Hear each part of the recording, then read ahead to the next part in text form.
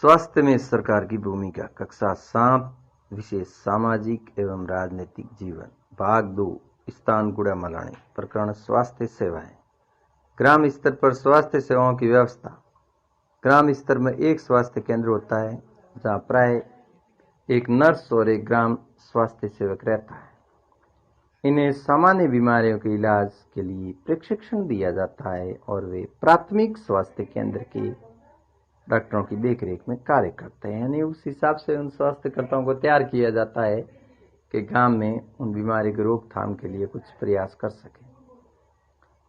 जिला अस्पताल। जिला स्तर पर जिला अस्पताल होता है जो इन सभी स्वास्थ्य केंद्रों की देखरेख करता है और बड़े शहरों में अनेक सरकारी अस्पताल होते हैं। जिला स्तर पर एक बड़ा जिला अस्पताल होता है जो छोटे छोटे जो गांवों में स्वास्थ्य केंद्र होते हैं उनकी देखरेख करते हैं और बड़े शहरों में भी बड़े बड़े सरकारी अस्पताल होते हैं। सभी नागरिकों को स्वास्थ्य सेवाएं प्रदान करने की वचनबद्धता को पूरा करने के लिए सरकार ने सरकारी अस्पताल तथा स्वास्थ्य केंद्रों की स्थापना की है। सरकार की ओर से ये प्रयास जारी है। सार्वजनिक स्वास्थ्य व्यवस्था का महत्वपूर्ण पहलू क्या है, सरकार क्या कह रही है? इसका उद्देश्य अच्छी स्वास्थ्य सेवाएं निःशुल्क या बहुत कम कीमत पर देना, जिससे गरीब लोग भी इलाज करा सके। स्वास्थ्य सेवाओं का अन्य महत्वपूर्ण कार्य।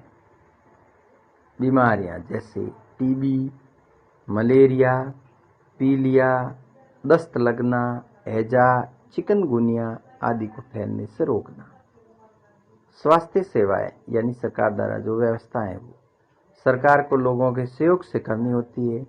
जैसे मच्छरों को पैदा होने से रोकने के अभियान को सफल बनाने के लिए ये सुनिश्चित करना पड़ेगा कि क्षेत्र के वे सभी लोग जो उनके घरों में कूलर, गलियों के अंदर गड्ढों, नालियों व घरों की छतों आदि पर पानी एकत्र न होने दे। अगर इसमें लोगों का सहयोग नहीं मिलता है तो योजना असफल हो जाती है। यानी कि योजना जो सरकार की है वो सब जनता के ऊपर निर्भर करती है। अगर जनता का सहयोग नहीं मिलता है, नालियों की सफाई व्यवस्था नहीं होती है, गड्ढे जगह जगह जो है वो नहीं भरे जाते हैं या कूलरों की व्यवस्था सही नहीं होती है, तो मच्छर और कीटाणु पैदा होने से अनेक बीमारियां हो सकती है। इसमें जनता का सहयोग करना सरकार को अति आवश्यक है, इनके बिना संभव नहीं है।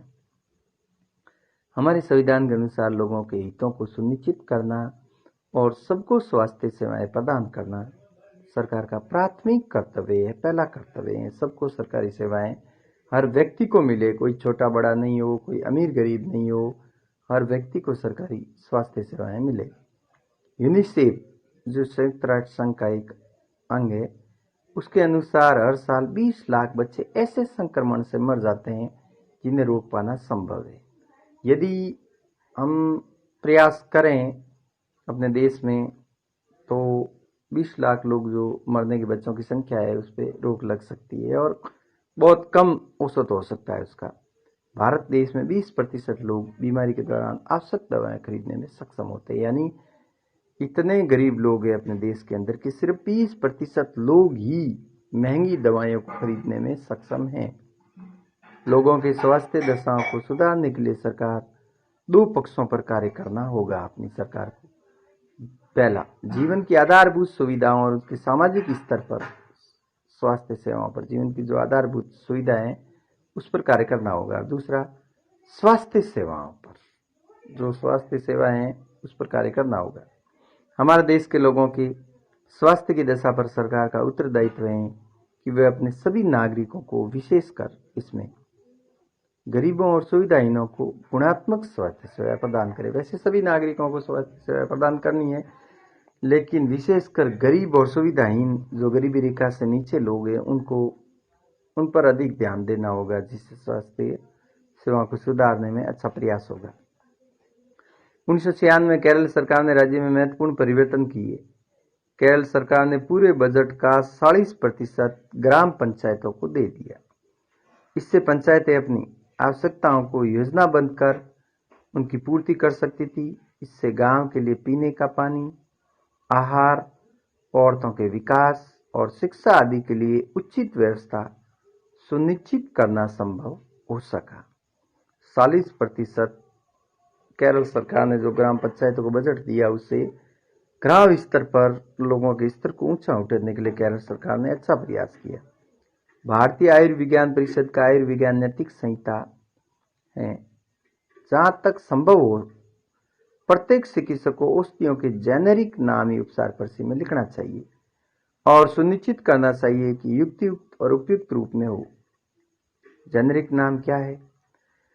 दवाओं के रासायनिक नाम ही जेनेरिक नाम कहलाते हैं। दवाइयों में प्रयुक्त सामग्री में पहचान करने में मदद करते हैं और विश्व स्तर पर मान्यता प्राप्त है। अगर इनकी पहचान करने में व्यक्ति नहीं कर पाता है तो उसका गलत उपयोग हो सकता है। इस कारण जेनेरिक नाम ही उपयोग करना चाहिए। जनता से प्राप्त कर सरकार करों से प्राप्त धन का उपयोग विभिन्न प्रकार की सार्वजनिक सेवाओं को मुहैया कराने में खर्च करती है, जिससे सभी नागरिकों को फायदा हो। इसलिए लोगों को अधिक से अधिक कर सरकार को देना चाहिए, जिसे जनता की सुविधाओं में और उसमें उपयोग कर सके।